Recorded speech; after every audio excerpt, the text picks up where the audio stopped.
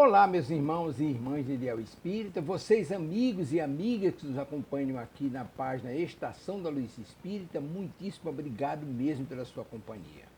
A nossa página Estação da Luz Espírita não tem fins lucrativos, o objetivo é a divulgação da doutrina espírita. E é por isso que nós reunimos aqui esta sede de matérias espíritas para que possa atender às suas necessidades, estudo, lazer, pesquisa. Você encontra aqui na nossa página Estação da Luz Espírita os livros da codificação, obras suplementares, entrevistas, palestras e os programas da Web Rádio Estação da Luz de Natal e Web Rádio Cristo Consolador de São Paulo. Ou seja, um acervo que atenda às suas necessidades, sem fins lucrativos. O objetivo é a divulgação da doutrina espírita. E agora eu convido você para nos acompanhar na reprodução de mais esse trabalho imperdível. Muito obrigado mesmo pela sua companhia e vamos juntos!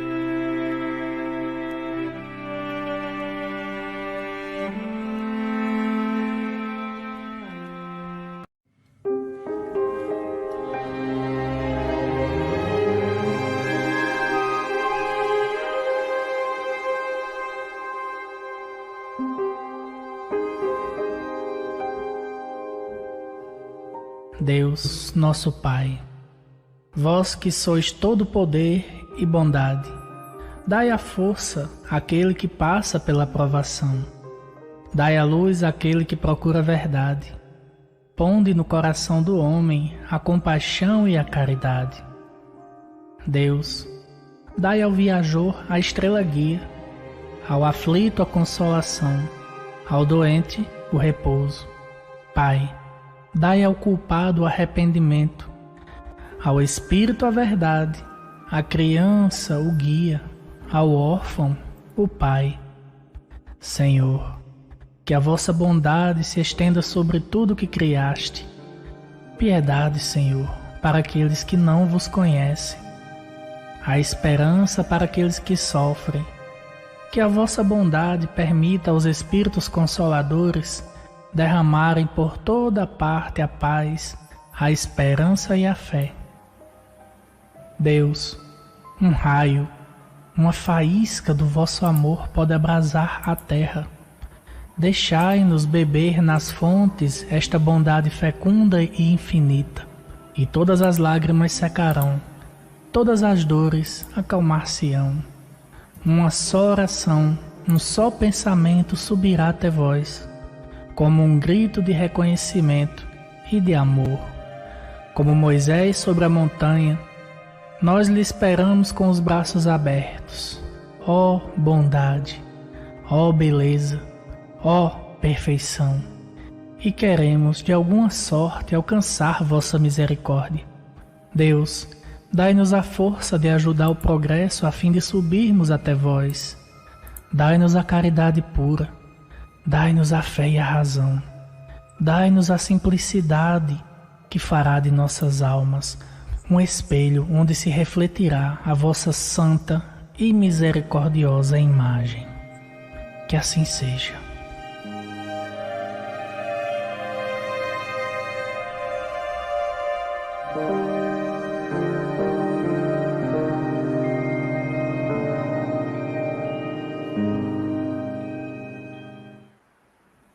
Boa noite, irmãs e irmãos que acompanham o programa Espiritismo e Bíblia. É uma satisfação estar com vocês aqui novamente. Estamos no dia 19 de julho. Bom dia, boa tarde, boa noite a vocês que aqui estarão quando estiverem. Nosso programa fica gravado. Queremos, de igual modo, agradecer à rede de canais parceiros que retransmite essa programação em direto conosco, aqui da TV Espírita Cristo Consolador. São eles a TV Secal, a TV 7, a Rede Amigo Espírita TV, a Rádio Portal da Luz, o canal da nossa irmã de serviço do YouTube e do Facebook, do Grupo Espírita Irmão Sobreira, coordenado pela nossa irmã de trabalho, Rosana Silva, de Montes Claros, em Minas Gerais, o canal Seridó Espírita, da Regional do Seridó do Rio Grande do Norte, e aqueles que nos escutam em direto pela web Rádio Fraternidade. A todos vocês, conosco aqui, nossa gratidão. Nós temos hoje uma amiga querida, com a qual aprendemos sempre muito e tanto, a Eusa, que está conosco aqui para trazer-nos uma temática bastante desafiadora, que é acerca da justiça nos evangelhos. Eusa, minha irmã querida, boa noite, uma satisfação imensa ter você aqui conosco. Oi, Ama, muito boa noite a todos os nossos amigos queridos internautas que já estão conosco, amigos que irão acessar essa live no momento oportuno. É uma alegria imensa, primeiro, poder revê-lo, né? Um amigo, um companheiro, um grande trabalhador do Cristo, estudioso, e aqui no Espiritismo e Bíblia, né? Onde você leva essa evangelização, mas aquela mesmo que sai do coração, né? Para todos os nossos irmãos. Então, é uma honra para mim poder compartilhar, servir ao Mestre Jesus ao lado de todos vocês. Muito obrigada, Uyama. Amém, amém, Eusa. Eusa, minha irmã, fala um pouquinho, antes da gente começar a temática propriamente dita, quem é Eusa, onde tu tá desenvolvendo as atividades espíritas, em quais delas você está integrada? Quem é Eusa? Uyama, eu sou Eusa Missano, eu sou aqui de Aracaju, Sergipe, né, espírita, e nós temos uma casa de trabalho, que é aquela casa onde a gente desenvolve as nossas atividades de aprendizado, né? Aqui nós trabalhamos na União Espírita Sergipana, uma das casas mais antigas aqui do meu estado, né? Aquela casa onde a gente sente assim um entusiasmo enorme quando a gente diz que foi a casa onde Divaldo fez a sua primeira palestra pública, e também onde nós nos conhecemos, né, Uyama, que é justamente no desenvolvimento dos estudos do NEP, que é o Núcleo de Estudo e Pesquisa do Evangelho. Eu faço parte aqui do NEP Bittencourt Sampaio, grupo de amigos queridos, né, e que abriu as comportas assim para que a gente pudesse fazer tantas amizades, né, conhecer tantos amigos queridos. Então, é esse espírito em evolução que a gente tenta cada vez mais avançar um pouquinho e vivenciar essa proposta do Evangelho no esforço sempre diário e muito grande, né, Uyama? Porque a gente sabe que não é fácil. Seguir ao Mestre Jesus, como diz São Francisco, eu me embriaguei sem vinho, né? É uma alegria contagiante. Por isso, quando a gente se encontra assim, depois de tanto tempo, né, Uyama? É essa alegria interior imensa. Mas a gente sabe que tem que ter muita disciplina, muito trabalho e muito esforço, né? Eusa, nós estávamos com algumas questões estratégicas do estudo do Evangelho, e uma delas era a justiça nos Evangelhos. E aí, antes de nós pautarmos as pessoas referenciais com as quais nós podíamos contar, o pessoal disse assim, puxa vida, mas se a Eusa viesse dar essa palestra para a gente, olha só, Eusa, que bom. Eusa, querida, o que a gente precisa entender de justiça nos Evangelhos para que nós possamos viver melhor condutas mais cristãs? Bom serviço, minha irmã. Muito obrigada, meu amigo. Mais uma vez, um agradecimento muito especial a todos vocês que estão aqui conosco. Eu já estou vendo amigos queridos aqui no nosso chat, né, para que possam participar. No final aqui, ao final dessa prévia inicial, né, a gente vai ter também esse contato com os companheiros do chat. Eu estou vendo aqui a Cidinha, mando um beijo para ela, e aí abraço todo mundo, né, os nossos amigos queridos que estão conosco. Então, esse tema que o Uyama passou para nós, a gente pede licença, né, e com muito respeito a gente adentra aos ensinamentos do Cristo no Evangelho, e ele é um tema que para nós sempre é muito caro, né? Sempre é muito importante, e sempre representa a necessidade de uma reflexão mais profunda, né? Então, eu vou começar, gente, trazendo aqui para que a gente possa adentrar nesse conceito, que é muito profundo, né? Porque durante muito tempo a gente entendeu justiça como algo fora de nós, né? Como alguém que estivesse a nos comandar os conceitos daquilo que seria a moral verdadeira, daquilo que representaria transgressão humana, mas, na verdade, nós vamos nos acostumando aos poucos com o entendimento de que esse conteúdo, ele existe inteiro em mim, existe em você, porque o código burilador, né, as tábuas da lei, hoje, não estão mais num tabernáculo fora, mas está no tabernáculo dentro, está na nossa consciência, no nosso entendimento. Então, para termos a concretude dessa verdadeira justiça, que nos traz, aliado a ela, o amor, porque tem que ter efetivamente essa misericórdia, né? Então, nós devemos aprender a ler essas lições, porque o conteúdo está conosco, mas quantos de nós já aprendemos a ler, já aprendemos a sentir e já estamos praticando essa verdadeira justiça que Jesus nos apresenta? Não uma justiça de guerra externa, mas uma justiça de espada interior, de luta diária, no nosso dia a dia constante, na experiência do Evangelho.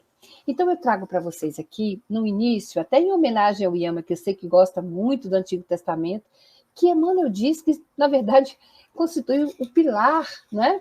O pilar dos Evangelhos.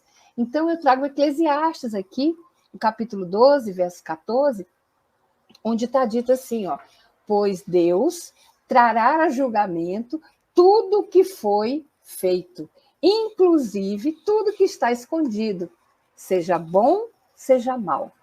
Vamos começar de trás para frente? Seja bom, seja mal.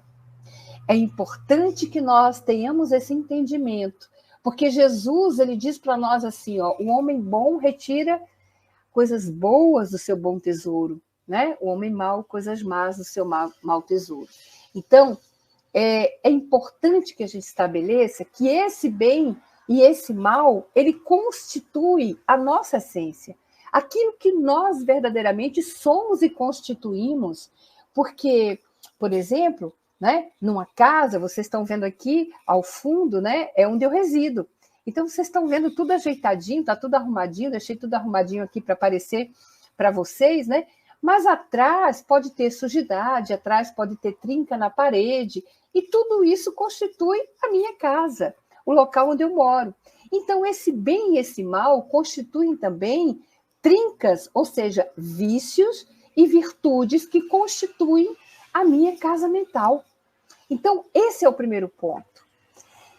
Ocorre que, como está dito em Eclesiastes, né, Deus trará a julgamento tudo que foi feito. Aí vamos lá. Ora, meus amigos, Deus é pleno amor. E a presença, a consciência humana é a presença de Deus nele. Então, a minha consciência é a presença de Deus em mim. Então, esse julgamento, olha, já estamos aí discernindo um pouco, tirando do externo e colocando para o interior. Porque esse julgamento, ele não se dá fora, ele se dá dentro de cada um de nós.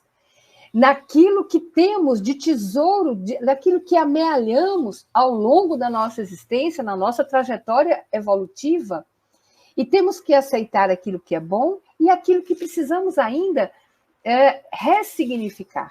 Sim, porque todos nós somos bons, todos nós somos feitos imagem e semelhança de Deus. O problema é que vamos desfigurando essa imagem ao longo da nossa existência, ao longo do nosso processo de convivência humana, e vamos aí enveredando por caminhos vicinais, achando que chegaremos mais rápido, né, a possibilidade, né, dessa perfectibilidade, e com isso vamos atrasando o nosso passo. Então, importante, se a minha consciência é a presença de Deus em mim, então essa consciência trará esse julgamento de tudo que foi feito, inclusive de tudo que está escondido. Olha que interessante, porque muitas das vezes nós trazemos essas reminiscências, essas trincas que eu falei para vocês, que estão por trás, por exemplo, de um quadro, né? A parede está ali trincada, a gente põe um quadro. porque ninguém vai enxergar essa trinca na parede. Então, muitas vezes, fazemos isso com a nossa consciência e embotamos para sofrermos menos, né? Para sofrer um pouco menos. Então, isso tem essa representatividade muitas das vezes, e é uma pena, porque se nós não trazemos esse inconsciente para o consciente, se nós não despertamos esse movimento, o que acontece é aquilo que Jesus nos diz, né? Se a luz que há em ti é treva, quão grande é a tua treva? Porque eu estou andando em treva, mas achando que estou na luz, embotado por um conhecimento que eu não quero ter. Eu não quero ter um autoencontro comigo mesmo, porque todas as vezes que nós peregrinamos no deserto íntimo, em um tempo propício para um autoencontro, muitas vezes nós dificultamos esse acesso porque esse julgamento dói. Mas a doutrina é espírita. Mas Jesus nos traz uma proposta, né? O Espiritismo, trazendo Jesus redivivo, nos traz uma proposta diferente. Nos traz a ideia de avante, como diz Paulo, ainda que com joelhos desconjuntados, porque devemos trocar esse ressentimento interior, né? Esse julgamento que nos paralisa muitas vezes pelo ressentimento, pela responsabilidade. Trocamos a culpa por aquelas trincas que nós trazemos no nosso subconsciente, por aquelas reminiscências que nós trazemos muitas vezes de outras existências, e a partir dali vamos ressignificar, para que possamos, sim, não há problema, de compreendermos, possamos compreender que, sim, estou em trevas, preciso buscar a luz. Então, meus amigos, essa primeira apresentação que a gente traz como Eclesiastes é porque nós precisamos retirar, né, aquele entendimento, muitas vezes equivocado, de que a justiça está fora. Não, a justiça está dentro. E na maioria das vezes, por isso Jesus diz, na medida em que você julga, você será julgado. Porque na medida em que eu passo a observar o cisco no olho do meu irmão, né, com um olhar equivocado, porque está com trave, eu passo a identificar aquele problema que representa, talvez no olho dele um cisco, mas em mim uma trave. Então, é preciso que a gente comece daqui, compreendendo que ninguém é responsável por esses atos, que nós somos os únicos responsáveis por isso. E fica muito claro, isso fica muito claro, quando a gente busca, por exemplo, o evangelista Mateus, e lá no capítulo 10, né, versículo, acho que 28, 27, 28, né, Mateus vai nos dizer uma fala de Jesus, quando ele diz assim, ó, Jesus está falando das perseguições, né, Jesus dá a missão dos discípulos, depois ele fala, vocês serão perseguidos, porque é natural, né, as perseguições externas, as perseguições internas, né, que nós ainda temos, não temos mais hoje aquela multidão, por exemplo, né, que se acerca do cego Bartimeu, quando ele começa a querer se aproximar de Jesus, tem piedade de mim, filho de Davi, aquela multidão, né, cala-te, não grita, né, e Jesus então pede que alguns discípulos vão até ele, que traga aquele homem, né, então aquela multidão física nós não temos mais, mas tem uma multidão aqui dentro ainda, que muitas das vezes pede para que esse clamor do nosso coração, dessa cripta misteriosa do nosso coração, fique incendiada pelo amor de Jesus, e ali calma, né? Calma. E às vezes a gente obedece a essa ordem, diferente do cego Bartimeu, que não obedeceu, que persistiu, que continuou. E aí a gente observa o quê, gente? Jesus sempre dá um jeito, né? Não reconhece a nossa mendicância espiritual, e aí encaminha sempre alguém. Se tem essas multidões, sempre haverá um amigo, sempre haverá um livro, sempre haverá uma live que vai para nós e diz assim, calma, Jesus te chama, levanta, né? Então, voltando aqui, Jesus vai explicar lá em Mateus explica isso, né? sobre as perseguições, que nós seremos perseguidos, né? Muitas vezes essas multidões que se acercam de todos nós, que muitas das vezes são até os nossos próprios testemunhos, né? Que devemos passar. E aí Jesus diz assim, ó, não tem mais, gente, observe que interessante isso aqui, não tem mais os, plural, hein? Os que matam o corpo e não podem matar a alma. Temei antes aquele que pode, aí Jesus leva para o singular, que pode fazer perecer no inferno a alma e o corpo. Por que será que Jesus, então, quando ele vai falar do corpo físico, ele diz, olha, não tema aqueles que podem matar, molestar seu corpo físico, mas não podem matar sua alma. Tema aquele que pode matar sua alma. Então, várias pessoas podem aniquilar o meu corpo físico, né? Várias pessoas. Mas se eu estiver seguro na minha construção mental, no meu entendimento interior, na justiça divina, jamais a minha alma poderá ser morta. Temei, aí Jesus diz, aquele que pode fazer perecer a sua alma no Geína, né? No inferno, no fogo mental. Isso aqui é uma linguagem figurativa, obviamente, que Jesus cria para nós, né? Então, meus amigos, quaisquer pessoa, né? Das pessoas podem atentar contra o meu corpo físico, mas só eu posso lançar a minha alma no Geína, nesse inferno que não é fora, meus amigos. Já aprendemos isso. Não é prisão externa, mas é uma prisão de labareda muito, infinitamente pior. Porque o remorso que nos assaca diante de uma situação que nós tínhamos todas as ferramentas e os instrumentais, né, para melhor proceder e cedemos, né, porque o problema não está na tentação, o problema está em cairmos nessa tentação. Então, se caímos nessa cilada do nosso entendimento, achando que é o outro o responsável, né, achando que é no juízo final, né, no juízo final, onde eu terei algo externo, né, a me conduzir para um Geína, que também tem uma representação externa, eu vou estar completamente enganado, porque todo esse arcabouço está dentro de mim. A presença da minha consciência, a presença de Deus, com as suas leis imutáveis e eternas, e a labareda do Geína interior, esse sim, pode levar a minha alma nessa condição de morte. Então, é preciso que nós tenhamos esse entendimento, meus amigos. Criamos figuras tão típicas, né?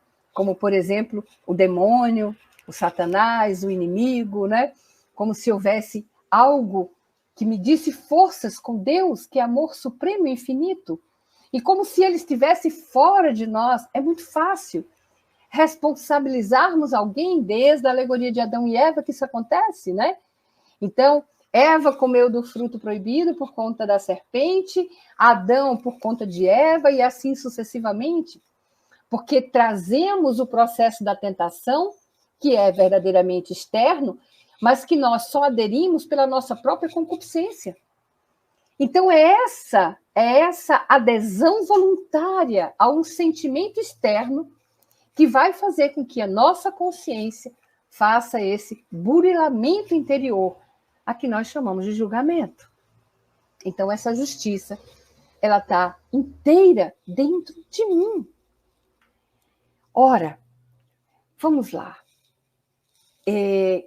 Jesus também, isso também está em Mateus, ele tem uma expressão que eu acho, aparentemente, a gente até acha complicado de entendimento, né?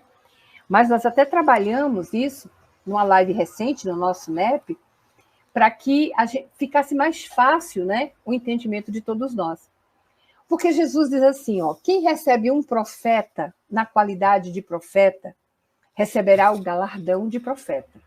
E quem recebe um justo na qualidade de justo, receberá o galardão de justo. Então, a gente começa a perceber, e veja, depois a gente vai ter que fechar tudo isso aqui nesse contexto da justiça divina em nós, tá? Então, quando Jesus está falando de profeta, quando agimos como profeta, receberemos a recompensa de profeta. Quando agimos como justo, receberemos a recompensa de justo. Porque Jesus fala, né? Quem recebe o profeta? E quem é o profeta? Quando a gente vai observar, quem é o verdadeiro profeta? Quando Kardec pergunta lá no Livro dos Espíritos, né? É o homem de bem. E o homem de bem, o Evangelho segundo o Espiritismo, vai dizer que é aquele que pratica a lei de justiça, amor e caridade. Então, meus amigos, quem é verdadeiramente esse profeta? Qual é a diferença entre profeta e justo? O justo, como está dito no Evangelho, é aquele que pratica, né? É o homem de bem, é aquele que pratica a lei de justiça, amor e caridade em toda a sua inteireza. Então, olha, se a gente está aqui conversando na live e eu estou fazendo isso para que eu tenha um autoburilamento dentro do propósito daquilo que verdadeiramente é justo, né? Um autoburilamento, eu estou tentando o meu processo transformador, isso é um justo. Mas se eu estou aqui apenas, né, pelo prazer de passar uma informação que está no Evangelho, mas que eu não pratico, eu posso até ser profeta, mas eu não sou justo. E se eu não sou justo, eu sou falso profeta. Não sei se deu para compreender isso aí. O verdadeiro profeta é um justo. Aquele que é profeta e não é justo, ele é um falso profeta. Então, por isso Jesus dizia para os fariseus, né? Façam tudo o que eles dizem, mas não façam o que eles fazem, porque eles não fazem tudo o que dizem. Então, o verdadeiro profeta, o justo, é aquele que faz exatamente o que ele diz.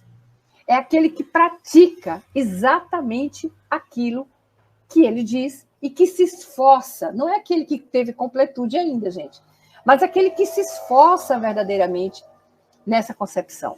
Então, aí você vai conseguir ter a sua casa verdadeiramente, a sua casa mental, onde tem toda a sua programação, onde estão, né, escritas verdadeiramente, né, todo o seu roteiro, né, onde está escrito todo o seu roteiro de ascensão e de redenção espiritual. Então, é banhado nessa luz de amor, né, que está dentro de nós, que nós vamos ter a percepção de edificar a nossa casa na rocha firme. E de que rocha é essa, né? Ora, no Antigo Testamento, a rocha é Deus. Há várias metáforas fazendo essa utilização. No prefácio do livro Boa Nova, a gente observa Humberto de Campos, né, dizendo isso.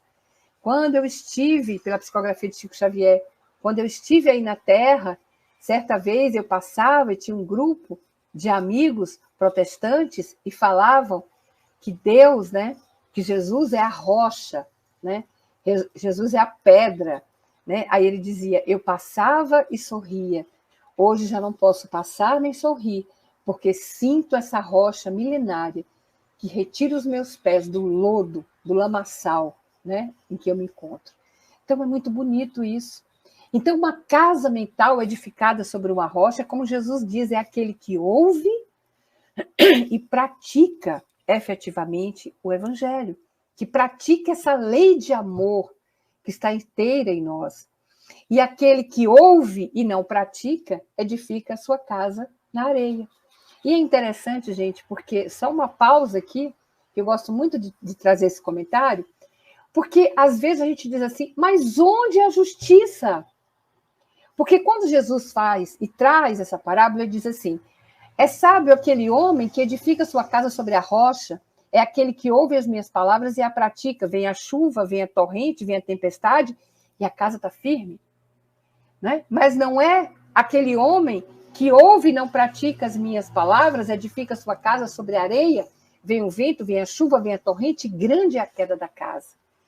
Aí, às vezes, nós estamos com a nossa casa mental arrumadinha, edificada sobre a rocha. Aí a gente diz, não vem vento, não vem chuva, vem torrente? Vem. Quando Jesus conta isso para nós, ele diz que o vento, a chuva e a torrente vêm para as duas casas. Independente, se ela estiver na rocha ou se ela estiver na areia. E o que muda, então?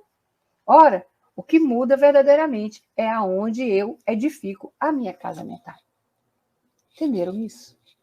Então, esse conceito maior de justiça, ele perpassa pela minha construção interior. Como eu dou solidez às minhas amarras. Há um livro, gente, Justiça Divina, né, onde Emmanuel vai dizer para nós, ele começa um texto muito interessante, dizendo assim, como se nós estivéssemos voltando à pátria espiritual, né? Voltando à pátria espiritual depois da morte física. E aí ele diz que nós chegamos constantemente naquela condição de um filho pródigo da parábola, né? De retorno à casa paterna para as bênçãos do amor. Aí tem aquela emoção do reencontro com os nossos amados, com os nossos amores, né? É aquela alegria da redescoberta, do reencontro. Mas aí, quando tem aquela festa de luz, isso que nos diz Emmanuel, pela pena do nosso querido Chico Xavier, né? Quase sempre, olha só, Emmanuel diz isso, que quase sempre nós desempenhamos o papel daquele convidado de cérebro deslumbrado, mas que traz espinhos no coração. Espinhos no coração.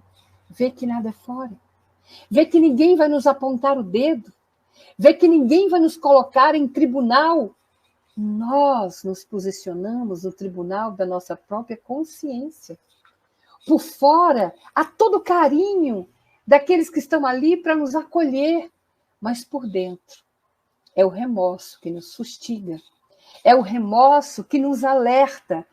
Então, a nossa perspectiva dessa justiça que Jesus veio trazer para todos nós, porque é divina, porque tem que ser misericordiosa, porque se não aprendermos a sermos misericordiosos, e aí, gente, eu trago também aqui um trecho rapidinho de um outro livro, que esse é Construção do Amor.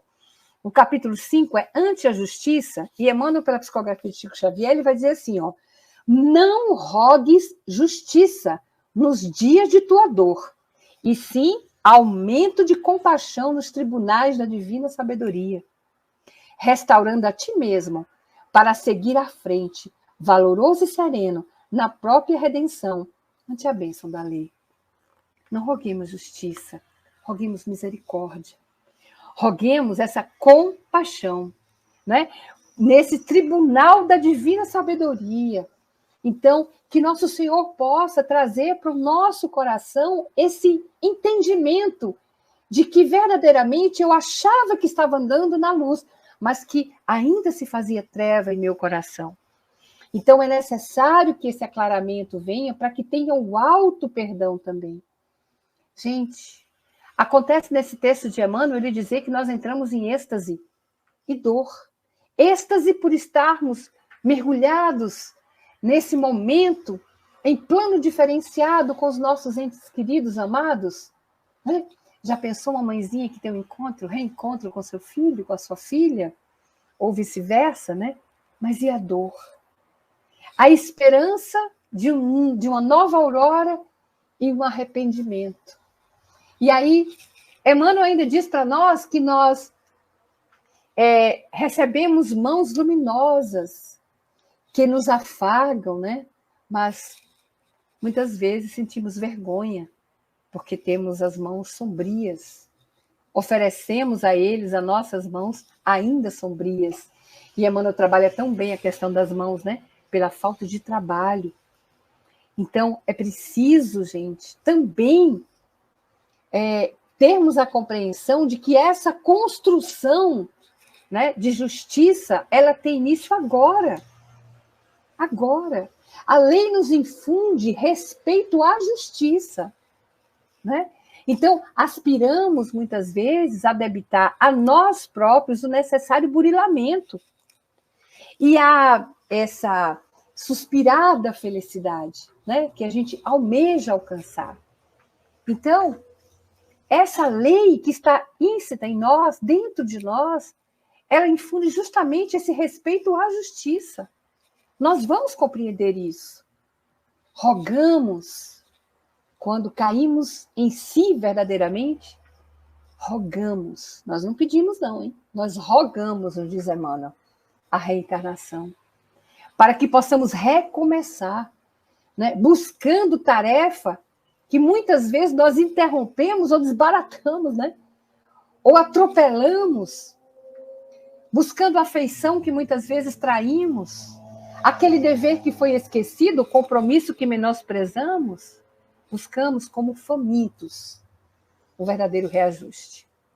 E aqui, meus amigos, eu digo para vocês que nesse processo do justo, nós sabemos que a lei de causa e efeito, né, é lei. Portanto, tudo aquilo que a gente semeia, a gente vai colher. É livre o plantio. Plantamos tudo que quisermos, porque temos o nosso... Tudo que tenhamos vontade, porque temos o nosso livre-arbítrio no plantio, mas não temos escolha na colheita. Então, outro dia um amigo falava isso para mim, né? Ah, mas eu plantei espinhos na outra vida. Tudo bem, depois eu peço, né, o benefício da reencarnação. E aí eu melhoro e passo a plantar flores. Eu falei, não é bem assim. Há uma justiça divina. Você não plantou espinho? Quem que você acha que vai retirar os espinhos? Quem que você acha que vai fazer isso por você? Você terá que fazer.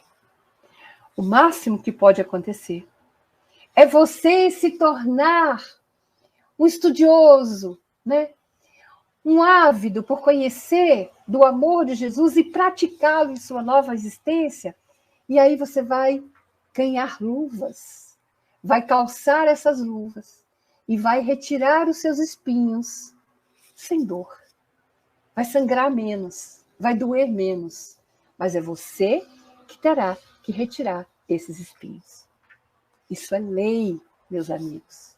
Mas o nosso mestre amado Jesus diz assim para nós, ó, ei, que estarei convosco até o final dos tempos.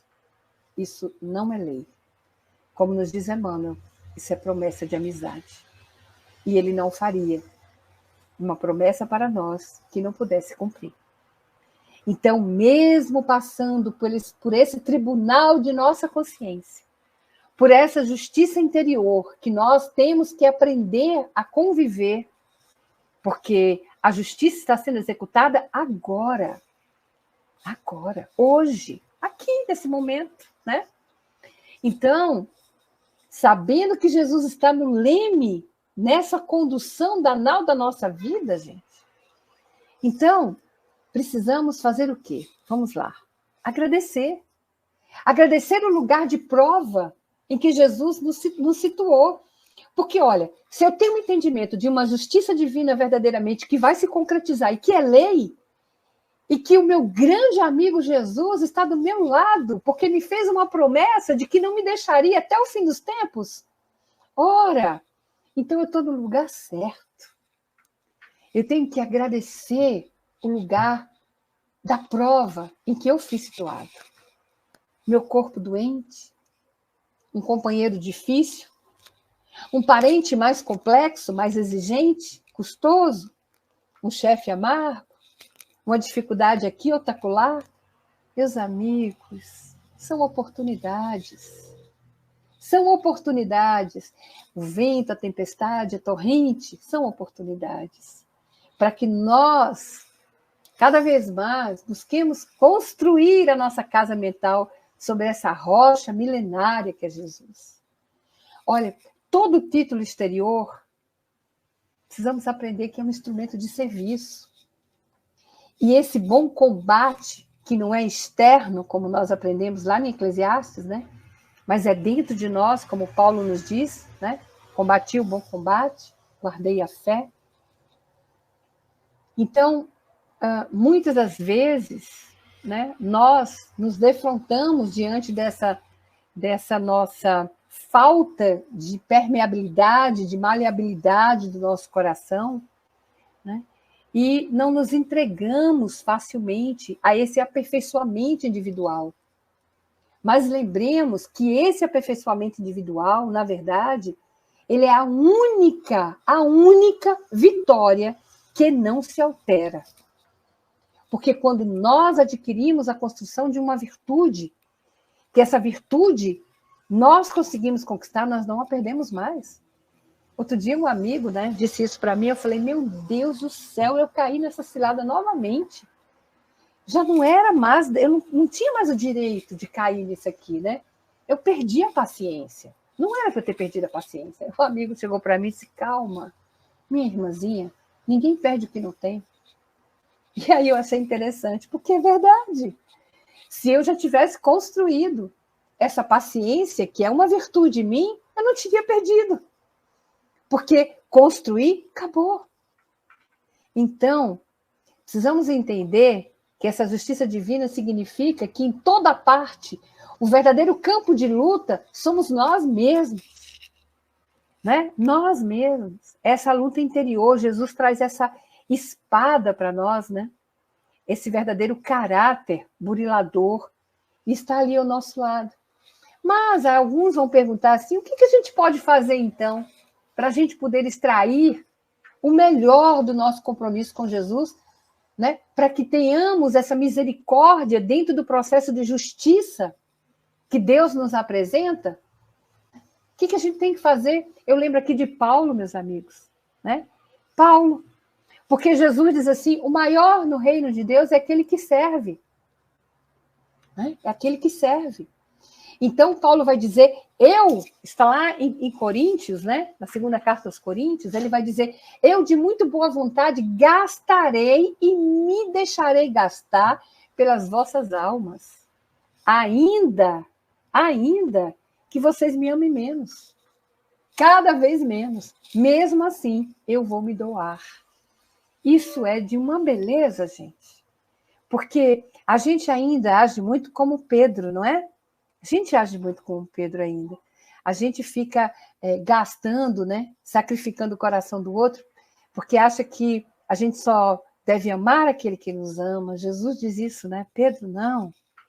É infinitamente.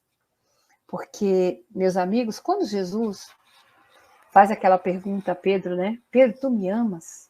Sabes que te amo, mestre. Apacenta as minhas ovelhas. Pedro, tu me amas? Oh, mestre, sim, te amo. Apacenta as minhas ovelhas. Terceira vez. Pedro, tu me amas? Sim, mestre. Sabes que te amo e chora compulsivamente. Jesus diz, apacenta as minhas ovelhas. Lógico, a gente sempre faz uma referência, né, à negação de Pedro. As 3 negações, né, antes que o galo cantasse. Então, mas há uma simbologia profunda na pergunta de Jesus. Né? Profunda. Jesus não quer saber se Pedro conhece os códigos do templo, se conhece Roma ou Atenas, como Hanã, o sacerdote, está lá no livro Boa Nova, pergunta a Jesus, acaso como irá construir esse reino de Deus? Conheces Roma e Atenas? Conhece o código do templo? Né? Jesus não pergunta isso a Pedro. Para apacentar corações. Só pergunta se Pedro ama bastante. Então, a nossa experiência é essa.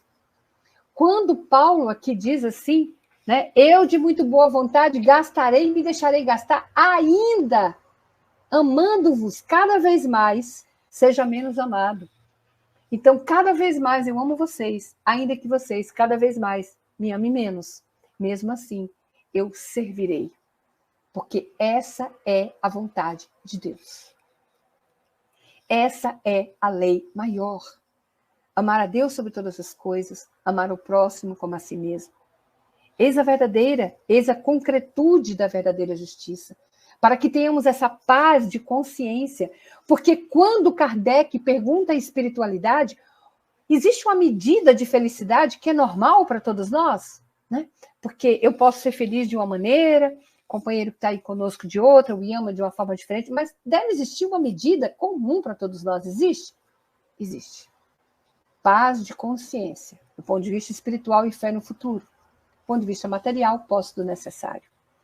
E a paz da consciência, meus amigos, é exatamente estarmos diante do tribunal da nossa existência e não devermos nada.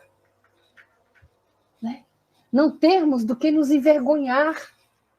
ou cairmos em remorso. E se tivermos, trocar imediatamente a culpa pela responsabilidade. Pedirmos, como diz Emmanuel, a providência divina, não justiça, mas misericórdia, para o processo da reencarnação, para novas tentativas. Gibran diz que nós somos o arqueiro que miramos para o alvo, como diz Paulo, né? Sigo para o alvo. Aí Gibran diz que nós somos os arqueiros que miramos para o alvo, mas o vento é de Deus. Né? Então, e como arqueiros, né? Esaú era caçador, né? Então, como arqueiros, e um caçador nunca sai para caçar com uma flecha só, né? Então, ele tem várias flechas para acertar o alvo. Então, como nós também temos vários processos de reencarnação para burilarmos, né, o nosso espírito. Então, quando Paulo diz isso, Emmanuel ele interpreta também de uma forma muito bonita, lá no Fonte Viva. Ele vai dizer, né, que existem numerosos companheiros hoje que pregam, né, essa informação salvacionista, como se nunca estivéssemos ou fôssemos estar diante do tribunal da nossa consciência. Então, pregam até de bom grado, né, toda essa informação, mas, né, não conseguem externar o verdadeiro gastar-se, o se vir, ter os méritos da bondade e da fé, porque quando são convidados a contribuir nas obras do bem, muitas vezes sentem-se feridos, recuam, né? Saem com disparadas alegações. Isso acontecia na época de Jesus. Jesus conta para a gente, na parábola do moço rico, né? Naquela passagem bonita. Então, hoje também nós, muitas vezes, nos desculpamos com essas multidões que desafogam, né? E a gente prefere não sair do comodismo da nossa vida. Colocamos impedimentos vários que proíbem esse exercício verdadeiro da caridade, que é o único argumento que nos traz a salvação, a verdadeira felicidade, a paz consciencial, a paz verdadeira no tribunal de nós mesmos. Há uma música muito bonita, gente, eu não vou conseguir lembrar. Se alguém lembrar aqui, eu já falei várias vezes, eu nunca consigo lembrar. Mas se algum dos amigos estiver aqui no chat lembrar, coloca aí. Ele diz assim, eu não vou ceder, né? Mesmo que esteja só, não vou ceder. Deus vai dar o aval, sim. O mal vai ter fim. E no final, assim calado, eu sei que serei coroado rei de mim. É receber a Kéter, né? A coroa da vitória. Ser coroado rei de si mesmo, não do outro, mas de si mesmo. Então, na prática, gente, na prática legítima do Evangelho, não cabe apenas gastar o que nós temos, mas também dar do que nós somos. Esse é o verdadeiro exercício do bem. Esse é o verdadeiro exercício do amor. Veja que aqui Emmanuel já começa a trazer para nós, né, o que fazer ante esse processo de justiça que vai chegar para todos nós. E que nós já fazemos essa construção de agora. Não basta, muitas vezes, né, derramarmos os nossos tesouros, né, o nosso cofre, né, para solucionar questões apenas ligadas à experiência da matéria, né? Ou seja, fazermos aquela caridade que a gente chama de material. É imprescindirmos, darmos através do nosso suor, da nossa colaboração, para que essa paz possa, então, reinar verdadeiramente em nós, né? Então, de algum modo, né, nós precisamos nos empenhar no benefício do outro. Porque a lição do alto, ela nos pede, né, a todo momento, esse processo de abnegação, esse processo de renúncia.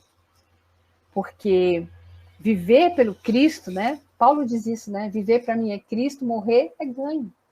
Porque morrer pelo outro, gente, é fácil, morrer porque se ama, né? Ah, mas aquilo é uma coisa. Não. Não, o testemunho é viver. Viver plenamente, em renúncia, muitas vezes, diante de uma situação custosa. Diante do outro, não estou falando de martírio, hein, gente? A gente está falando de renúncia verdadeira. Porque muitas vezes o estrago foi feito por nós. E no acerto da justiça divina, é necessário que naquela situação onde não vamos estar de improviso, nós possamos exercitar a verdadeira prática do bem através da renúncia.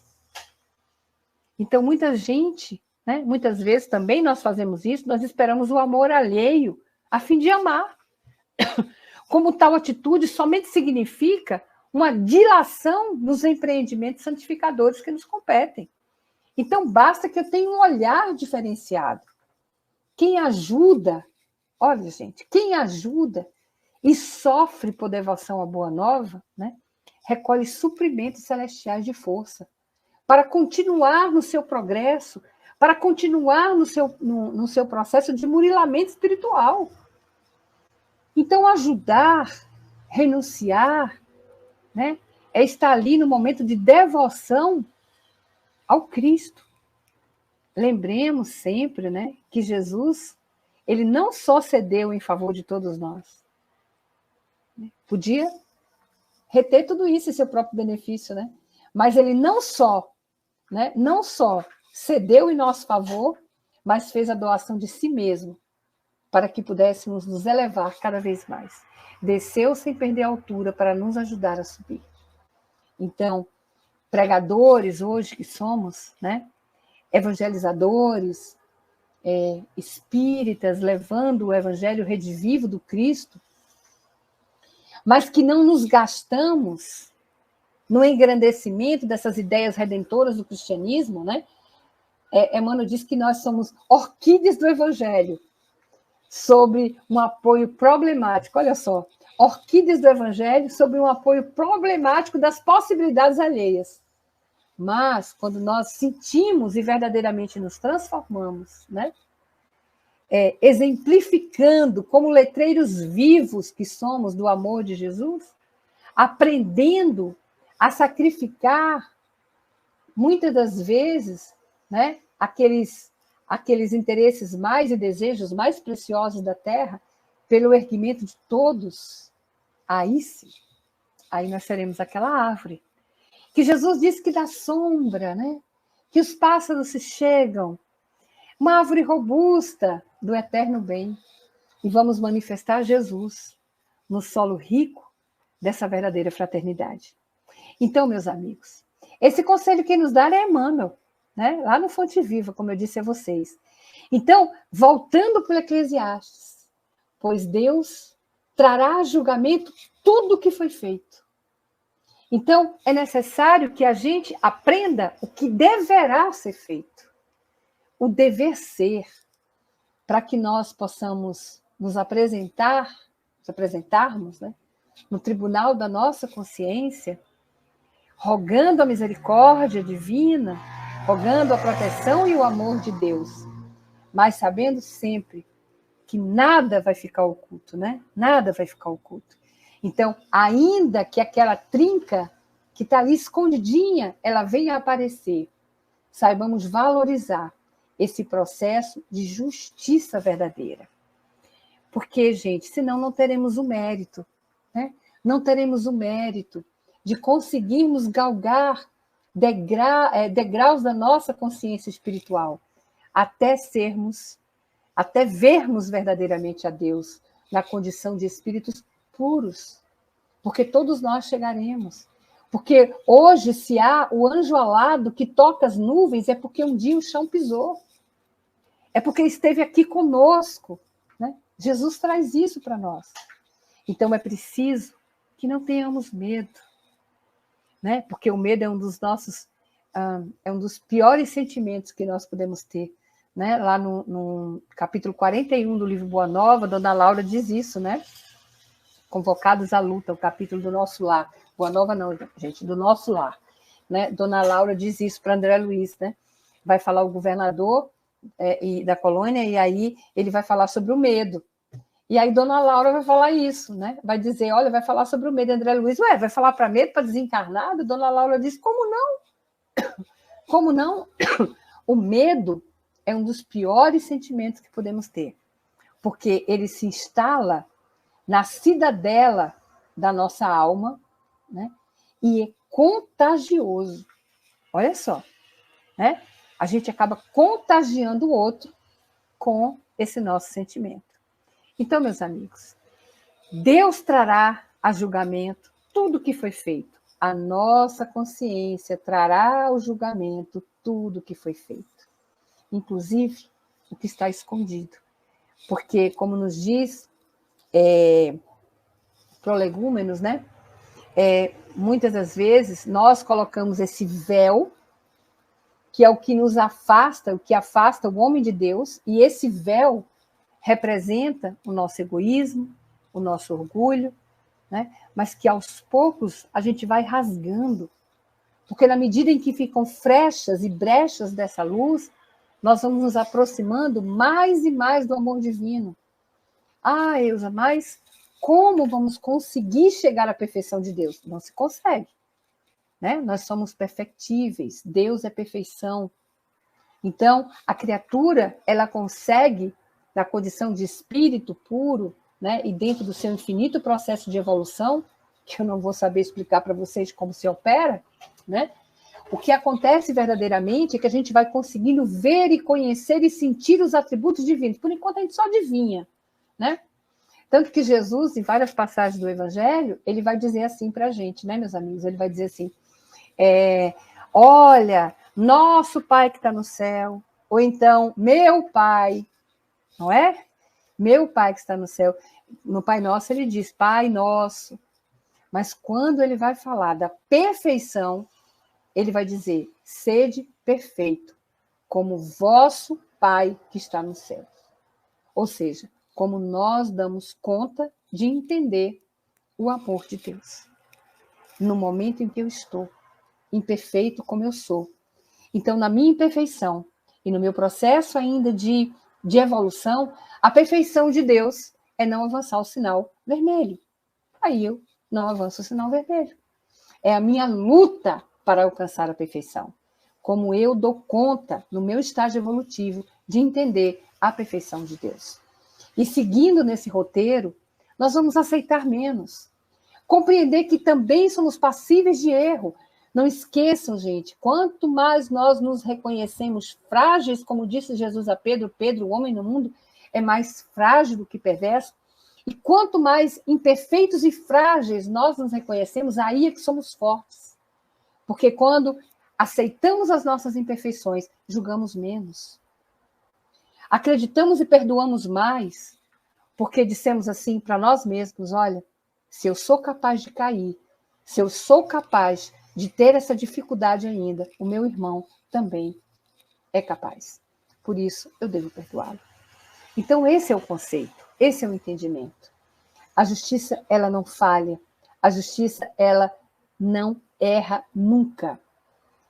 Porque depende exclusivamente dos nossos atos, que não são falhos, quando a gente busca construir a nossa casa mental, edificada sobre essa rocha. Lembrando, o Yama vai dizer, no Antigo Testamento a rocha é Deus, né? E o nosso querido Humberto de Campos diz, sinto a rocha milenária. Então, precisamos ser transportados do lodo da terra para o lírio, né? Porque o orvalho, Jesus diz isso lá no livro Jesus no Lar, né? E o Lúcio, Psicografia de Chico Xavier. O orvalho que cai no lírio é diamante, mas o mesmo orvalho que cai no chão da terra é lama pura. Então, é esse processo transformador que a gente precisa engrenar aí na nossa vida, né? Para que a gente possa estar diante do tribunal da nossa consciência, fazendo a verdadeira justiça divina. Então, meus amigos, dentro dessa misericórdia que é a reencarnação, né? Meus amigos, muito obrigada. Yama, muito obrigada por essa oportunidade. Vamos conversar aqui mais um pouquinho, né? Não sei se eu fugi um pouco do tema, né? Se era mais ou menos... eu quis trazer mais, assim, um entendimento de que tudo é com a gente, né? Tudo é com a gente, né? E a partir daí, como a gente pode melhorar para que a gente possa... para que nós possamos nos apresentar sem nenhuma palha, né? O nosso amigo Aloysio Elias, ele tem uma poesia muito bonita que ele diz assim, o coração do homem é um grãozinho duro de arroz, né? E nós temos que nos apresentar a Deus limpos, sem nenhuma palha. Aí ele diz, mas se a palha é a parte mais dura do grão, seja a dor, o malho e o bastão golpeando a semente, mas é libertação quando a alma consente. Eu acho isso tão bonito, né, meu amigo? Eusa, querida, quero te agradecer enormemente por essa síntese reluzente que tu deixas para nós aqui em matéria de justiça divina nos evangelhos. Quero fazer coro à observação de um dos nossos internautas, que diz assim, a Eula é sempre muito cuidadosa com as fontes, com as análises. Quero fazer minha essas palavras. Gratidão, minha irmã querida. Eusa, nós temos algumas questões aqui no chat para ti. Algumas delas daria uma outra live contigo, aqui a Bela Verdade, mas quero te encaminhar uma a uma. Temos um tempo ainda. A primeira questão veio do pessoal do Seridó Espírita, que é uma das regionais da Federação Espírita do Estado do Rio Grande do Norte, e que é um pessoal parceiro nosso, aqui do programa Espiritismo e Bíblia. Retransmite as nossas programações em direto também. E eles te encaminham. Eusa, por que justiça tem configurações tão diferentes em relação ao Antigo Testamento para a dos Evangelhos? É interessante, né? Essa turma boa aí é interessante. E eu lembro agora aqui que nós conversávamos na terça-feira, dia de reunião do nosso NEP, e ontem nós conversávamos com os amigos sobre isso, e eu disse, gente, eu acho que eu estou sendo muito condescendente, assim, nós temos que ter um entendimento, porque a gente não estuda o Evangelho, não é, Uyama? Você que gosta do Antigo Testamento também, que é um estudioso do Antigo Testamento, a gente não pode ter o Evangelho dissociado, né? A gente não pode estudar, por exemplo, Jesus era judeu, nasceu, né? Tinha uns atos e costumes judaicos, então eu não tenho como, eu não vou conseguir entender Jesus se eu não compreender o que é o judaísmo. Então, muitas das vezes a gente, por exemplo, a gente diz assim, mas como é que tinha tanta superficialidade e tanta materialidade? Gente, o povo hebreu, ele acreditava num Deus único, imaterial, vivendo rodeado de politeístas que tinham a concretude do seu Deus, que colocavam e que se ajoelhavam diante do seu Deus, colocando dádivas para esse Deus que eles viam. Então, a grande história, a grande sacada, né, do povo hebreu é o Deus único e imaterial. Imaterial. Então, ora, se eu tinha um Deus único e imaterial, como eu vou conseguir adorar um Deus que é imaterial se eu não externar em atos, né, em procedimentos materiais, né, exteriores, porque não se tinha um conhecimento. Ora, Jesus, quando ia falar, vamos subir a vibração, Jesus disse, vamos subir o monte, porque ninguém entendia o que era vibração, né? Então, ora, como é que eu vou adorar? Como é que eu vou fazer sentir o meu amor, que o meu Deus, que é imaterial e que eu não vejo, que ele sinta o meu amor? Já sei, eu vou trombetear todas as vezes em que eu der esmola, né? Que são as obras de piedade judaica. Já sei, eu vou ficar triste porque eu estou de jejum. Então, era o externo que aparece aqui. Daí essa necessidade imensa que a gente tem desse Deus que vai punir. E que nós precisamos disso durante muito tempo para um disciplinamento de um coração ainda impermeável. Nós não germinaríamos se nós não tivéssemos o temor e o medo inicial da disciplina. Então, quando Jesus vem com a espontaneidade, você vê, até João, né, Uyama, a gente sente um pouco isso. Mas quando vem Jesus, com a espontaneidade do amor, e diz, olha, em espírito e em verdade, acabou. Não existe barreiras entre o homem e Deus, porque tecnicamente Deus está aqui, né? Mas espiritualmente nós estamos nele. Por isso o Salmo diz, não há nada que me faça... Aliás, quem diz isso muito bonito, né? O Salmo está lá, né? Para onde irei, para onde seguirei, se está no alto da montanha verdejante ou nos confins do mar. Mas Estevão já diz isso a Paulo, né? A Saulo, ele diz assim, olha, reconheço no Sinédrio todos os poderes para me fazer chorar, mas nenhum que me afaste de amar a Cristo. Então é isso, né? Essa diferença vem com a espontaneidade do amor de Jesus, que nos diz que só quem pode levar nossa alma para o Gina, eu. Várias pessoas podem matar meu corpo, mas só eu tenho o poder de levar minha alma para o Gina. O Yama não tem. O companheiro nosso que está aqui não tem. Só eu. Olha que responsabilidade, né? Eu sou meu fazedor de justiça. Então, sou eu que me coroo, né? No momento em que eu tenho essa percepção que eu sou feliz porque eu estou em paz no tribunal da minha consciência. Quem diz isso são os espíritos, né? No livro dos espíritos. Então, a gente tem que ter essa percepção também, sabe, Yama? Tem que dar esse entendimento, essa contextualização. Você muito mais sabe do que eu estou falando, né?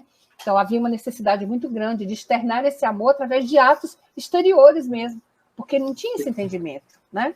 Perfeito. A essência dessa resposta é essa que a Ilza nos deu. Há um adendo secundário que a gente pode se balizar também, que é o fato de que a Bíblia foi escrita ao longo de 1500 anos, por diferentes autores, em diferentes contextos, de diferentes níveis de consciência em relação ao seu povo, em relação à vida, para além da vida, em relação à transcendentalidade, por camponeses, reis, profetas, pastores, enfim.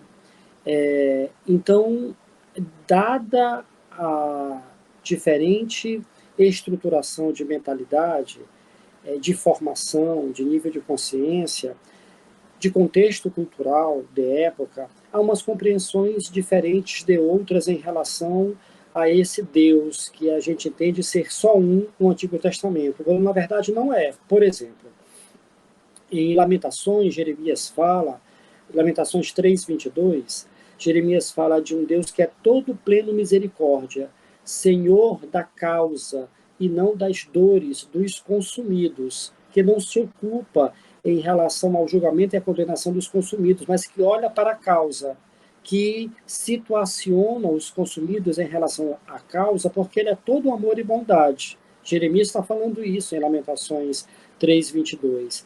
Se a gente for um pouquinho mais, a gente vai ver que Isaías 30:18 fala que o Senhor esperará sempre para ser misericordioso, porque misericórdia é a essência constitutiva do Deus Criador, único, que ele é um Deus de equidade, não de igualdade em relação aos diferentes, quanto às suas necessidades de resgate, mas de equidade, ou seja, concede mais àquele que precisa mais e acaba deixando aquele que pode mais caminhar um pouco mais por conta das suas próprias necessidades de reajuste por um processo educativo. Então, esse princípio está em Isaías, esse Deus de equidade e de misericórdia. E Salmo, por exemplo, Salmo 103:13, nos lembra que Deus é um pai que sempre se compadece dos seus filhos, porque ele se compadece daqueles, porque os ama necessariamente. A gente vê Miqueias, e aí o Ibrahim trouxe um outro trecho de Miqueias, que é um profeta que fala muito da misericórdia de Deus. Miqueias 7:18 fala de um Deus que, semelhante à bondade infinita da qual é constituído, perdoa a iniquidade. E a iniquidade era o mal mais agravado em relação a Deus. A iniquidade é quando, naquele contexto, é quando o mal vai deixando culturalmente de ser compreendido, entendido como mal, vai sendo tolerado e vai sendo, por exemplo, vivido como se não mais mal fosse. E há uma justificação social no fato de viver aquele mal iniquamente. Por exemplo, o Corban era uma obrigação dos filhos sustentar os pais, olhar os pais na velhice, honrar os pais, cuidar dos pais, ser providente em relação aos pais. Mas aí entrou o Corban, que era quando o bem é atribuído a Deus, é conferido ao templo, é sacrificiado, então ele está sob o meu usufruto, mas ele não é mais meu. Não sendo mais meu, mas estando entregue sacrificialmente a Deus, e eu como usufrutuário, eu posso negá-lo ao meu pai, aos meus pais. Então o Corban era uma expressão societal da iniquidade. A iniquidade é quando o mal começa a ser percebido como um mal menor, convenientemente, e vai sendo vivido e distanciado da condição de mal. Então, a iniquidade era dos males o pior em relação à tradição judaica. E aí, Miqueias fala que, inclusive, a iniquidade, Deus olha com amor em relação à plena misericórdia. Obviamente, essa iniquidade não está perdoada de todo pela consciência do iníquo, porque essa justiça precisa ser restaurada, mas Deus não condena.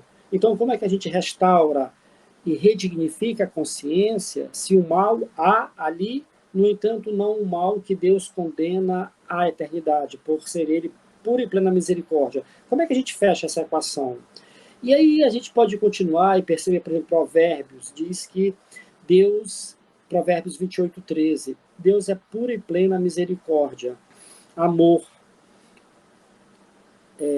de modo supremo. Então, veja, não é bem acertado que Deus é irascível em todo o Antigo Testamento, que há um mesmo Deus irascível, condenador, julgador, sanguinário, em todo o Antigo Testamento, e que em Jesus é revelado um Deus que não existia no Antigo Testamento. Não é verdade. O Antigo Testamento, a bem da verdade, tem muito mais passagens que fala de um Deus puro e plena misericórdia, puro e pleno amor, do que um Deus irascível e sanguinário, por exemplo. Então, essas ponderações precisam ser feitas porque, como a Ilza muito bem pontuou, mentalidades em nível de uma conduta legisladora mais dura é uma questão para se perceber a mentalidade daquela época, um Deus que falava mais alto aos corações, aquelas configurações, que e muitas vezes, né, Ilza, não está muito distante das nossas configurações de coração de hoje em dia. E uma coisa importante, Uyama, que você trouxe com toda a sua sabedoria, né, do nosso testamento, da nossa Bíblia, é que, na verdade, esses ensinamentos, né, que importava nesse Deus que seria implacável e que estaria fora de nós num conteúdo de julgamento das nossas ações e atitudes, isso muitas vezes ele foi desvirtuado da visão que os profetas traziam, porque era quem fazia a conduta de justiça social à época. Então, tanto que várias vezes Jesus diz isso. Né? Há uma passagem tão interessante, por exemplo, aquela em que os seus discípulos comem espigas, né? E os fariseus, na verdade, eles estão entrando no campo de milho, de cereais, né? E aí os discípulos estão com fome, e aí arranca as espigas para comer, e era um sábado. Né? E os fariseus diziam, mas não pode fazer isso, é o Shabá, vocês não têm condição de vocês fazer isso. Aí Jesus vai dizer, olha, mas ninguém está arrancando espiga e está botando, levando para casa na bolsa. Eles estão tirando para comer, e isso podia ser feito. Né? Levítico autorizava, então estava tudo certo. Aí Jesus ainda diz, engraçado, quando Davi, né, entrou e comeu o pão da apresentação, vocês não falaram nada, né? Agora, nessa situação, então, isso não é justiça. Né? Então, é preciso que a gente entenda várias vezes, que tem várias passagens nos evangelhos, onde a gente observa Jesus fazendo exatamente o que você está dizendo, a correção. Tem uma amiga nossa que lembrou, inclusive, aqui, a entrada da parábola do bom samaritano. Como tu lês, né? Como é que... Porque está lá, por exemplo, muitos falam assim do Jesus adversativo, né? Naquele capítulo onde Jesus diz, olha, ouvistes o que foi dito, eu, porém, vos digo. Porque o ouvir é a interpretação, né, Uyama? Então, está lá escrito, mas você interpreta, ou você, pelo menos, sempre ouviu dessa forma, e foi quando você entendeu e internalizou dessa forma. Então, Jesus vem trazer essa espontaneidade para nós. Olha, vocês ouviram, vocês foram disciplinados a isso, mas eu vos digo, como deverá ser feita essa interpretação, né? Do verdadeiro amor, dessa verdadeira... Porque se a gente é feito à imagem e semelhança, e se nós todos nascemos aí simples e ignorantes, mas com o brilho do amor, é natural que a gente reconheça esse brilho em nós, né? Então, não se tem porquê. É porque desviamos mesmo, desfiguramos essa conduta, né? Dessa luz maior, que é o amor de Deus. Que coisa linda, Ilza, que coisa linda. Tem uma outra questão para ti, Ilza, que o pessoal da TV7 diz assim, professora, professora. Qual o diferencial de justiça que nos traz a codificação espírita em relação à do Evangelho?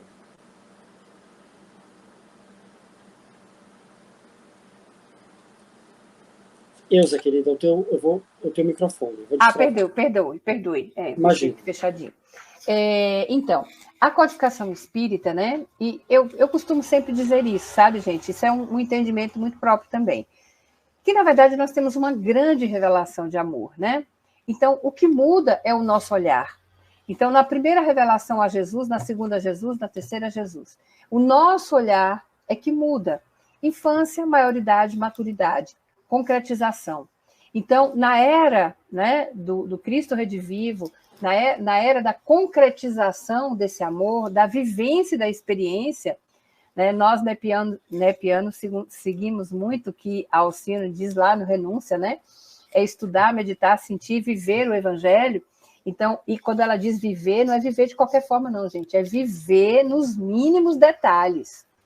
Então, o Espiritismo, ele alarga o nosso entendimento nesse sentido. Quando ele diz assim que a vida é sem morte. Então, que nós somos um eterno renascer e um melhorar-se eternamente. Ou seja, um burilamento sequenciado, né, de experiências que vai nos enriquecendo e vai nos aguçando, inclusive, o senso de justiça. Porque vai chegar um momento que nós a ninguém vamos julgar. Então, quando a gente passar a não julgar o outro, significa verdadeiramente que o nosso senso estabilizou, que nós equalizamos os nossos sentimentos, os nossos pensamentos, que burilamos isso, né? Porque, por enquanto, por isso que é muito bonito quando Emmanuel, né? Emmanuel traz para nós a experiência dos pés, que significa o equilíbrio do corpo, ele traz a simbologia dos nossos sentimentos, significando os nossos pés como o equilíbrio dos nossos sentimentos. Então, a doutrina espírita, ela traz para a gente esse alargamento, inclusive com a possibilidade da misericórdia, né? Desse amor maior, que é a reencarnação, né? A possibilidade de reencarnarmos e de refazermos esse caminho várias e várias vezes. O importante é... Agora, qual é a pedra de toque aqui, né, gente? Fazermos como aquela parábola do Lázaro, né? E do rico, onde, naquele momento, o rico, quando desencarna, né? E aí ele observa ali o Lázaro, ali no seio de Abraão, o que ele faz? Ele levanta os olhos. Então, o importante é a gente altear esses olhos, porque senão a gente vai ficar, rodopiando, porque o nosso processo ascensional, ele é em espiral ascensional, né? E a gente só vai ter o ascensional se apurarmos os olhos, levantarmos a vista, rasgarmos aquele véu que o Prolegômeno nos diz, né? Que nos afasta, que afasta o homem de Deus.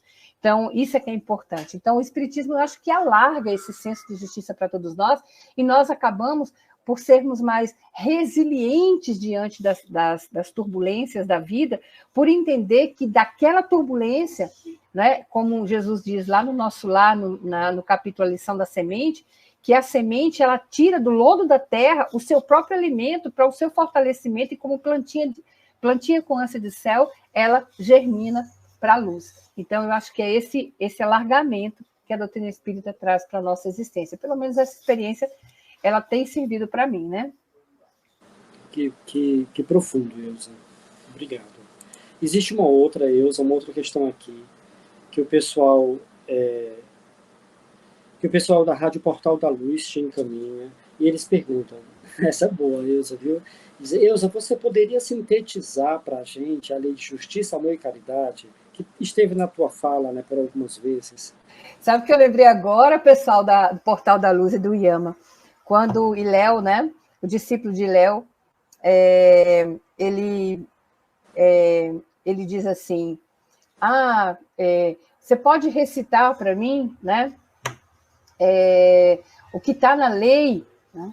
E aí, será que você consegue recitar tudo que está na lei e eu ficar de um pé só? Aí Iléu fala, diz. Aí ele fica de um pé só, aí Iléu faz, ama.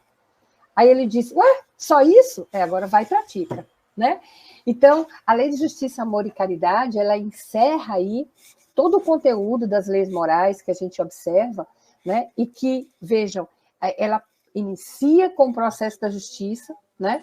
Porque é algo que está insto em cada um de nós, dentro desse conceito, né?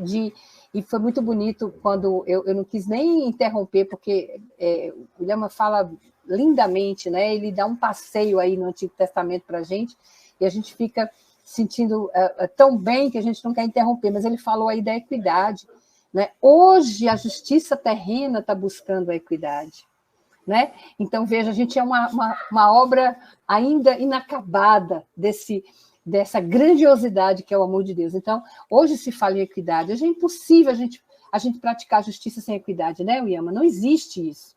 Então, tratar os desiguais de forma desigual é absolutamente necessário para se fazer a justiça. E a justiça divina, esse conceito já existe há tanto tempo, né? Então, mais uma vez, quando a gente fala, por exemplo, da parábola de Lázaro e do rico, a gente já observa Jesus falando exatamente disso, da justiça, gente. Por que tem um rico e tem um pobre na parábola, né? Por que um está ao lado do outro? Um aprendendo com o outro. Então, é a misericórdia divina. Então, é uma lei de justiça, é uma lei de amor, porque se não tivermos, não se faz justiça, ela vira a existência da ausência, ou melhor dizendo, a ausência da misericórdia, né? E a prática da caridade. Então, eu às vezes acho interessante, porque a gente pensa que as três são dissociadas, né? E não existe isso. É como a caridade conforme Jesus, né? Benevolência, indulgência e perdão. Ah, mas eu faço doação, né? E eu fazendo a doação ali. Sim, mas você perdoa? Então você não pratica a caridade conforme Jesus ou não se esforça para praticar a caridade conforme Jesus, porque não é dissociada. Uma vez eu assisti uma palestra do Haroldo, ele falava exatamente sobre a lei de justiça, amor e caridade. Ele dizia: olha, pegue o conteúdo, os ingredientes de um bolo, bote tudo junto e bata com a batedeira. Depois você diz assim, separe. Não dá. Não dá, né? Então, hoje, como disse, né, no Espiritismo, a gente busca, né, a concretude dessa lei dentro de nós, né? Essa lei de justiça, de amor e de caridade que encerra aí todo o conteúdo das leis morais que que a espiritualidade nos apresenta. Ilza, vamos mais para uma. Tem a questão aqui do Ibrahim, e ele nos encaminha. Ilza, podemos refletir sobre a parábola do joio e do trigo e o Salmo 37, de 27 a 29, apontando para Mateus das bem-aventuranças? E esse Salmo 37, Ilza, do 27 ao 29, ele fala da mansuetude. Né? O 27 diz assim: aparta-te do mal e faz o bem, terás morada para sempre, porque o Senhor ama o juízo e não desampara os seus santos. Eles são preservados para sempre, mas a semente dos impuros será desarraigada. Os justos herdarão a terra e habitarão nela para sempre. Isso. Ele faz a referência e o cotejo com as bem-aventuranças, né? Exatamente. Como podemos refletir a parábola do joio e do trigo? Interessante isso, porque, primeiro, nessa concepção, né, Jesus, inclusive, pede que os dois sigam juntos, né? Tanto o joio como o trigo, porque é necessário. Lembra que quando a gente começou lá com Eclesiastes, né, que a gente falou sobre isso, né, que seja bom, seja mal, faz parte, né, aquilo que está claro, aquilo que está escondido, faz parte da nossa, não é da nossa persona, mas do nosso ser. Então, isso é muito importante também. Então, quando Jesus fala, né, que eles herdarão uma terra, né, que esses herdarão uma terra, dentro dessa concepção verdadeira de justiça, né, antigamente, quando dizia assim, vai reencarnar na terra, não, pelo amor de Deus, não, hoje a gente diz, não, graças a Deus, se Deus me der essa graça, né, de estar aqui na terra regenerada. Né? Então, eu faço realmente, existe realmente essa, eu não me lembrava dos versículos, dos 27, eu estava tentando buscar aqui também, para trazer, mas ele fala exatamente isso, né? Ele fala os justos herdarão a terra, né? E habitarão nela para sempre, né? E que terra seria essa? Você conseguir dominar a terra mesmo do seu coração, essa terra árida do seu coração. Eu lembro muito aquela passagem eu acho que é até do Gamaliel, a gente falou do Iléu, agora eu falo do Gamaliel, porque no livro Paulo Estevão, quando Paulo vai buscar Gamaliel lá no deserto de Dan, Gamaliel diz isso para Paulo, né? Meu filho, nas minhas conjecturas aqui, eu tenho pensado muito que a terra prometida por Jesus é o Evangelho, né? Então, a terra prometida, essa que a gente busca, né? E lá quando o povo hebreu sai da escravidão, lá do Egito, em busca dessa liberdade da terra prometida, sendo a terra prometida o Evangelho, trazendo para a nossa contextualização, é isso, né? É herdar a terra de nós mesmos. Essa terra prometida, né? É esse solo que muitas vezes é impermeável e que se torna permeável, né? Que a frutificação, né? dessa semente do Evangelho. Então, mas é necessário que os dois cresçam juntos, né? Para que se possa ter esse discernimento maior. Emmanuel tem uma passagem muito bonita que ele diz assim: o que seriam das virtudes se não houvesse os vícios? Então, é necessário que a gente tenha essa legitimidade dessa conquista, né? De colocarmos finalmente a Keter, né? Essa coroa da vitória sobre nós mesmos, né? De nós mesmos. Não sei se fugir muito a resposta dele aqui. É, absoluto. E, Ibrahim, a Eusa, ela foi direto para o SOD. Ela foi direto para a parte mais transcendental, mais profunda do esclarecimento. Eu queria dar 2 passos atrás e pegar um outro elemento, né, do método, que é essa questão do Derache, do contexto, da cultura, enfim, 2 passos atrás do que a Eusa começou a abordar. A parábola do joio e do trigo, que tu fazes uma evocação aí no início da questão, é uma das 7 parábolas do reino. Jesus, para falar sobre o reino dos céus, ele conta 7 parábolas, né? Começa pela parábola do semeador, e aí a parábola do joio e do trigo é a segunda. Lá na especialização em teologia bíblica, eu tive um professor, um cara bárbaro, chamado Júlio Zabatiero, e uma das aulas ele deu para a gente foi sobre o reino de Deus, né? E aí ele começou por essa parábola. Eu me lembro muitíssimo, né, que ele, do início da aula, me marcou profundamente, e ele dizia, olha, a parábola começa assim, que um senhor com seus trabalhadores, um bom senhor com seus trabalhadores espalhou boa semente no solo, e é uma parábola sobre o reino de Deus que Jesus estava contando, ninguém menos do que Jesus.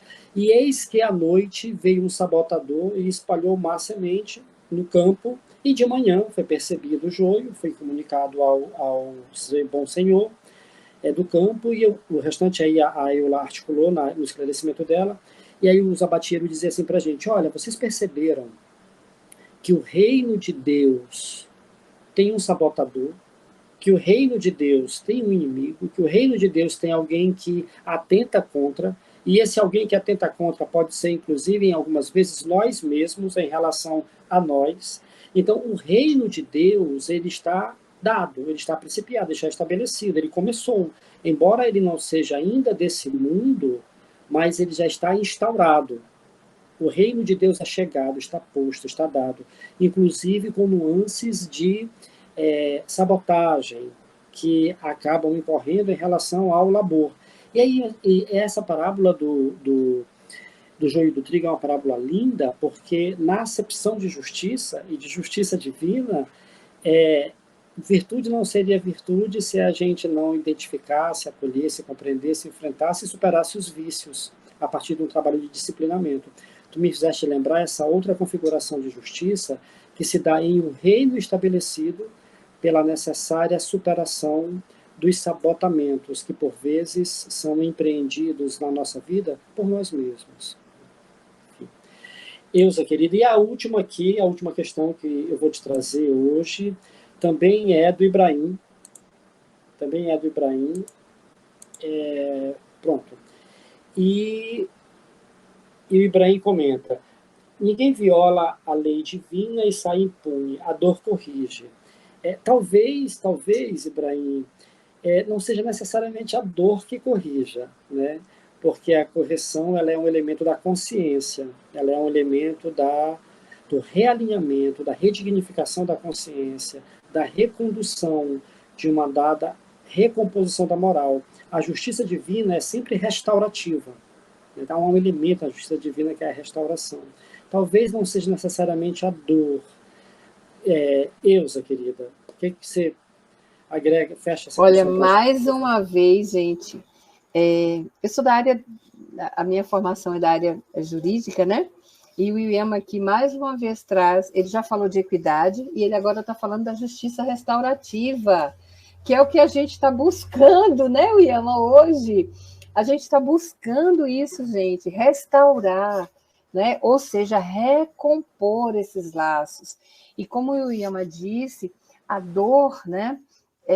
A corrigenda pela dor, a dor é um instrumento, talvez, desse processo, porque acredito eu que só o amor realmente, o Iama Ibrahim, ele é capaz, né?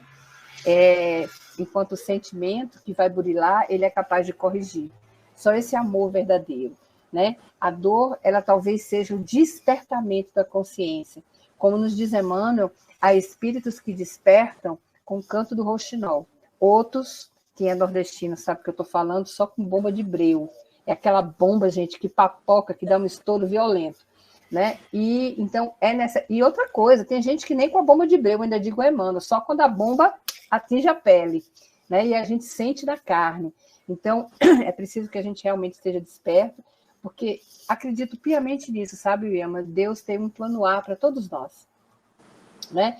O plano A de Paulo era perfeito. Abigail, Estevão, né?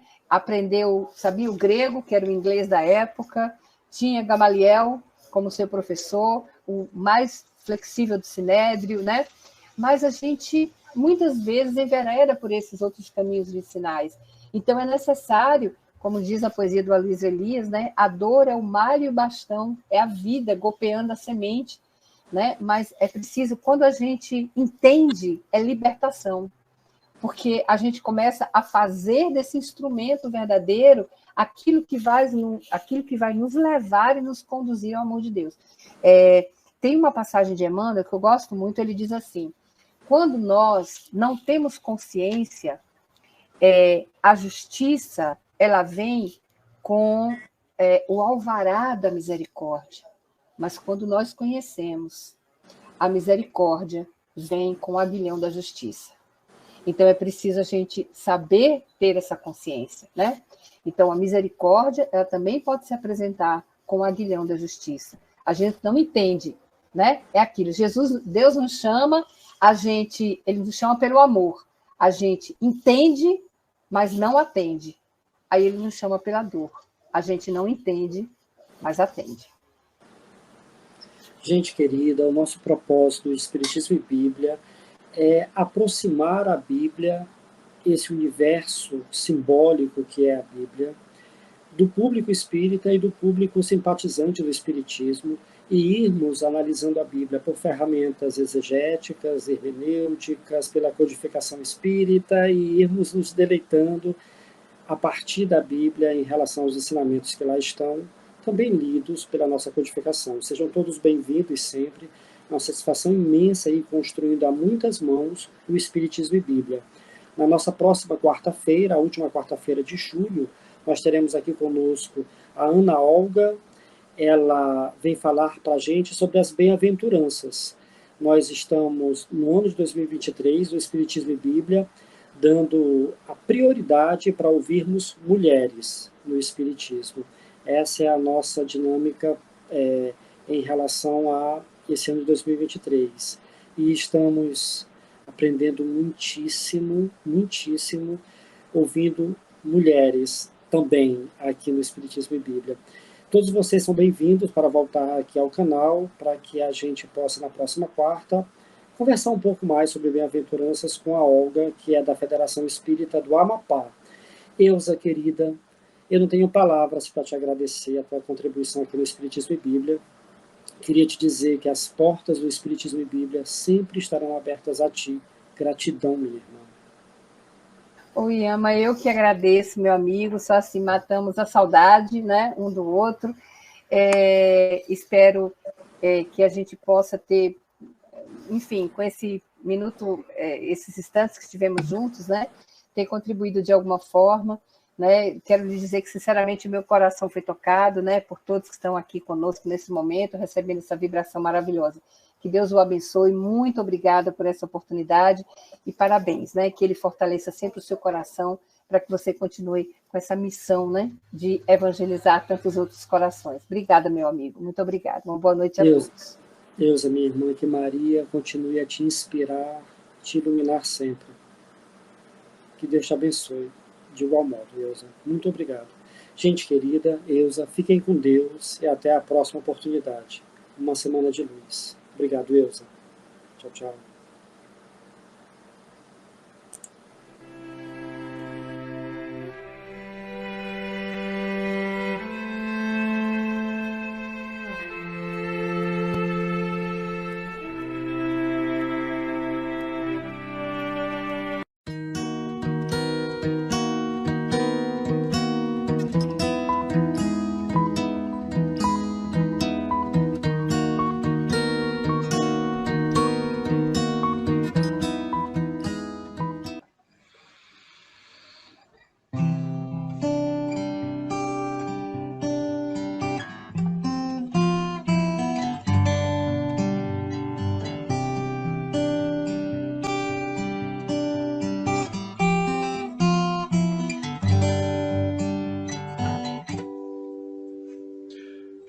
Tua voz chega forte e clara, toca meu ser, aquece, ilumina todo meu viver.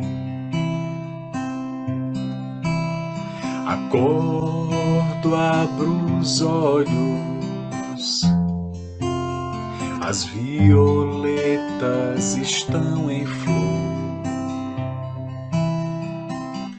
Teu amor me renova, me levas aonde for. Livre saio a cantar, encontro enfim tua luz. Não quero jamais te perder, meu querido e amado Jesus. Solto, nada quero, Deus é e basta. Nada tenho, nada sou, Deus é e basta. Deus é, Deus é e basta.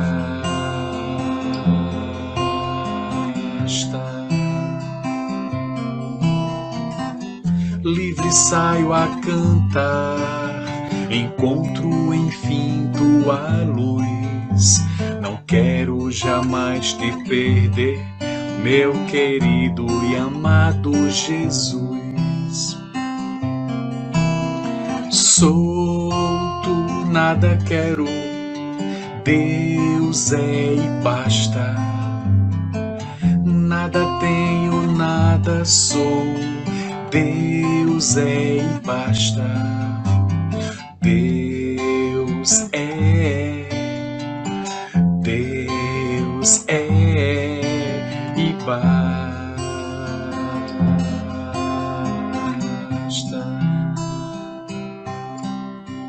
Nada te perturbe, nada te espante. Deus não muda, Deus permanece. A paciência tudo alcança. Deus é e basta. Teresa d'Ávila. Chegamos ao final da nossa atividade. Muitíssimo obrigado mesmo pela sua companhia e espero você no próximo evento.